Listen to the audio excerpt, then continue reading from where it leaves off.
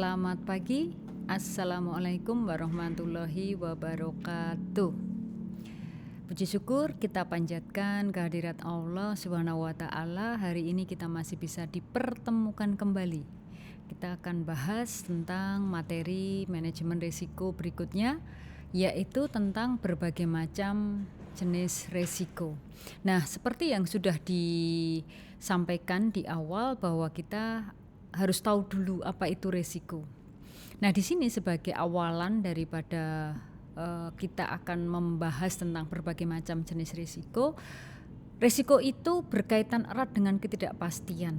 Jadi risiko itu tidak pasti. Karena apa? Efek dari keputusan yang diambil itu tidak pasti. Apakah kalau kita menggunakan masker pasti tidak kena virus? Oh, tidak ada kepastian, belum tentu.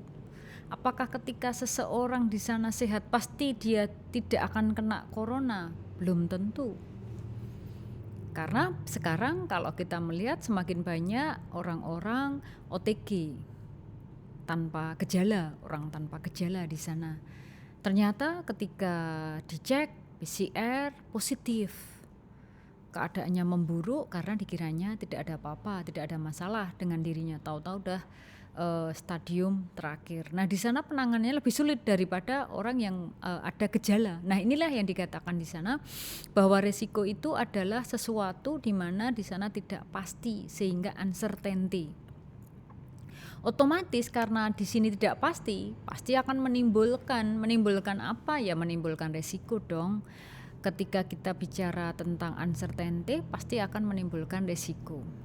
Nah, risiko yang harus dihadapi karena kita sudah tahu bahwa risiko itu bisa bersifat positif, bisa bersifat negatif. Yang harus kita perhatikan adalah ketika risiko itu membawa dampak atau ancaman bagi perusahaan. Ketika ini terjadi, ketika kita ngambil keputusan, nanti efeknya apa? Apakah efeknya itu bagi perusahaan menguntungkan atau tidak? Kalau di sana itu justru dengan adanya efek itu nanti mengancam, ya berarti di sana kita harus waspada. Misalnya, kita sudah tahu bahwa masker itu bisa menjadi salah satu penghalang tersebarnya virus corona. Tapi jangan kemudian ketika kita sudah menggunakan masker, kita sudah divaksin jadi abai.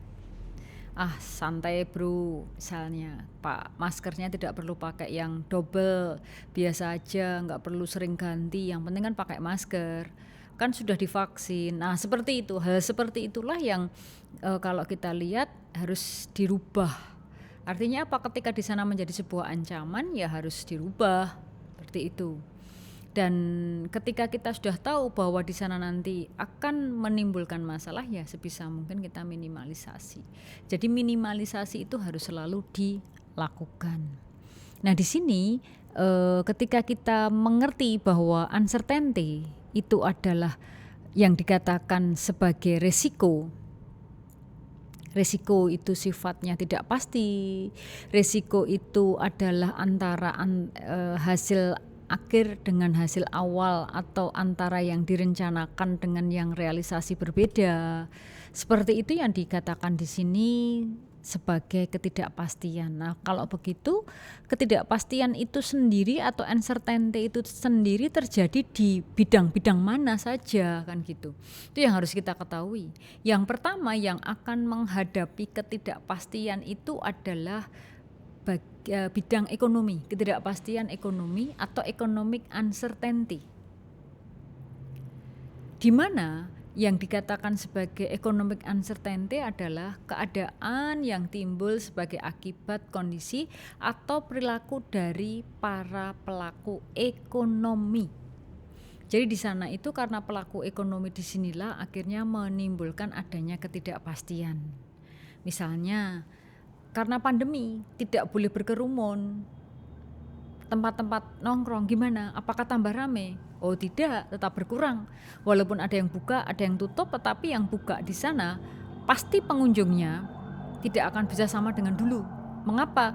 Karena adanya aturan, adanya beberapa pasal yang menyebutkan bahwa usaha jenis apapun di sana itu nanti terutama kuliner yang boleh masuk ke lokasi, andaikan di sana masih harus makan minum di tempat, 50% orang yang boleh di tempat itu. Jadi kalau dulunya bisa nampung 300 orang, 50% tinggal 150, padahal belum tentu ada 150. Nah, seperti itu yang harus kita ketahui di sini. Jadi perilaku konsumen itu bagian dari ketidakpastian. Kemudian selera, dulunya sukanya makan di mana-mana ganti-ganti. Sekarang karena masa pandemi makanya juga dibatasi. Kenapa? Jauhi gorengan, jauhi yang dingin-dingin, dan segala sesuatunya serba yang kita cari yang higienis. Itulah yang dikatakan selera. Dulunya suka pedes, sekarang enggak, takut perutnya sakit. Ini musim seperti ini. Kemudian harga. Perubahan harga itu juga sangat mempengaruhi ketidakpastian. Ketika harga di sana itu cenderung mahal, bagaimana? Masyarakat pasti menjauh dari produk yang dibutuhkan. Artinya ya akan dikurangi konsumsinya. Tetapi untuk produk-produk yang sifatnya tidak primer. Kalau primer tidak bisa dikurangi, misalnya nasi, beli beras. Apakah kemudian karena corona ini harga beras naik kemudian makannya dikurangi? Oh tidak, bukan porsinya makan dikurangi. Tetapi mungkin asupan yang lainnya yang dikurangi. Lauknya dulunya sekali makan kita mengambil harga rupiah X menjadi rupiah Y. Dulunya 10.000 sekarang jadi 5.000. Dulunya 20.000 sekarang 10.000. Nah seperti itu. Di lain pihak juga adanya penemuan baru. Penemuan baru itu sangat mempengaruhi daripada pengambilan keputusan. Jadi situasi ekonomi itu tidak bisa lepas dari adanya penemuan baru. Kemudian yang berikutnya adalah ketidakpastian dari alam. Uncertainty of nature. Apakah alam tidak pasti? Iya. Geografis tidak pasti. Siapa yang tahu kapan persisnya Gunung Merapi meletus? Siapa yang tahu kapan pastinya gunung-gunung yang ada di Indonesia, ada Gunung Kerinci, ada Gunung Semeru, kemudian ada Gunung Lawu, ada Gunung Merbabu. Apakah semuanya itu akan meletus bersama atau tidak? Kita nggak ada yang tahu. Kapan waktunya meletus tidak tahu. Nah itu yang dikatakan sebagai uncertainty of nature. Kemudian yang kedua adalah misalnya di sana terjadi gempa. Apakah kita tahu akan terjadi gempa? Tidak. Seismograf dari BNPB itu juga di sana hanyalah alat. Alat itu bisa tepat, bisa tidak tepat. Adanya kebakaran, kemudian juga karena adanya badai, adanya angin, adanya banjir, itu semua mengakibatkan di sana terjadi uncertainty of nature. Kemudian yang berikutnya adalah ketidakpastian dari sisi manusia. Kalau tadi dari alam, sekarang dari sisi manusia, human uncertainty. Di mana ketidakpastian itu disebabkan oleh perilaku manusia itu sendiri. Contohnya apa? Kita pasti hal yang biasa melihat di tanah Lebanon perang. Apakah di sana kemudian kita sudah tahu pasti kapan itu perang berakhir? Tidak tahu. Pencurian juga sama. Kita nggak tahu bahwa perusahaan itu akan dibobol oleh maling besar-besaran. Kita tidak tahu bahwa ada bank yang bangkrut karena uangnya dihacker oleh nasabahnya dan lain sebagainya.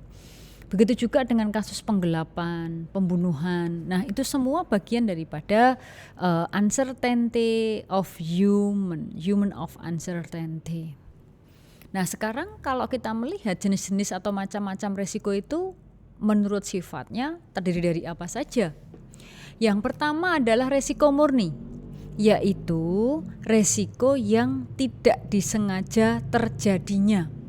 Contohnya kebakaran. Hutan kebakaran, walaupun kita tidak tahu benar-benar kebakaran atau dibakar. Beda dengan sate, kalau sate pasti dibakar, tapi kalau hutan kita nggak tahu. Selalu yang muncul informasi adalah hutan di Kepulauan X terbakar kan gitu, bukan dibakar. Kemudian pencurian, bencana alam itu bagian daripada resiko murni karena mereka terjadinya itu karena faktor ketidaksengajaan. Nggak ada yang sengaja membanjiri gitu, nggak ada. Kemudian resiko spekulatif, coba-coba main-main, yaitu misalnya hutang, piutang, perjudian. Nggak ada orang judi itu pasti menang. Dan nggak ada juga orang mau berangkat judi aku nanti pasti kalah, juga nggak ada. Inginnya semuanya menang. Nah karena di sana itu ingin yang tidak pasti, makanya dikatakan spekulasi sehingga masuknya kategori sebagai resiko spekulatif. Kemudian yang berikutnya adalah resiko fundamental. Risiko fundamental tuh yang bagaimana? Risiko di mana di sana faktor utamanya nanti yang akan berubah. Contohnya, karena ada banjir. Bagaimana karena ada banjir kemudian ada tsunami di Aceh. Bagaimana kondisi di Aceh? Luluh lantak. Ketika luluh lantak apa kemudian diam saja? Tidak. Sekarang kota Aceh sudah berdiri lagi, sudah sehat lagi dan di sana sudah ramai seperti dulu kala sebelum terjadinya tsunami. Kemudian resiko khusus yaitu jenis resiko yang berikutnya yang keempat adalah resiko khusus. Khusus bagaimana? Khusus karena itu faktornya bukan kesengajaan, tetapi di sana karena ada indikasi khusus, misalnya pesawat terbang jatuh, kapal tenggelam, mobil tabrakan, itu karena faktor-faktor tertentu. Nah sekarang ketika kita sudah membedakan di sana berbagai macam jenis risiko, sekarang kita harus tahu sumber risiko. Sumber risiko yang pertama adalah intern perusahaan, yang kedua adalah ekstern perusahaan. Dikatakan sebagai intern perusahaan itu yang bagaimana ketika terjadinya risiko memang itu karena kondisi di dalam perusahaan. Ambil keputusan, wah ini kenapa? Karena kita bangkrut. Ya udah kalau bangkrut berarti di sana yang harus kita lakukan adalah menutup atau menjual. Kalau eksternal faktor-faktornya dari lain kayak tadi misalnya saing, selera konsumen yang berubah. Nah itu bagian dari yang dikatakan di sini sebagai sumber risiko baik internal maupun eksternal. Nah kemudian yang berikutnya yang harus kita ketahui di sini adalah pengertian ketika kita bicara manajemen risiko. Saya ngambil satu contoh dari Smith, hasil risetnya tahun 1990.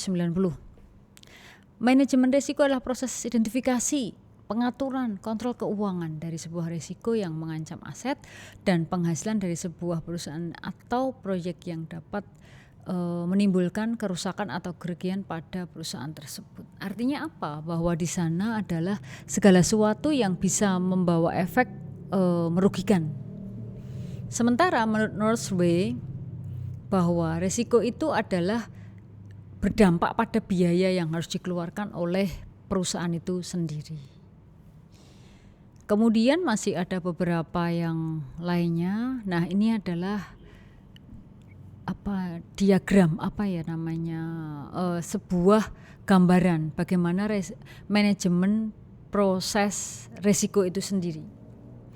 Dimana ketika kita melihat mulainya adalah karena adanya akses dulu. Setelah itu dikontrol setiap saat, setelah itu review, baru kita menemukan identifikasi risiko tersebut.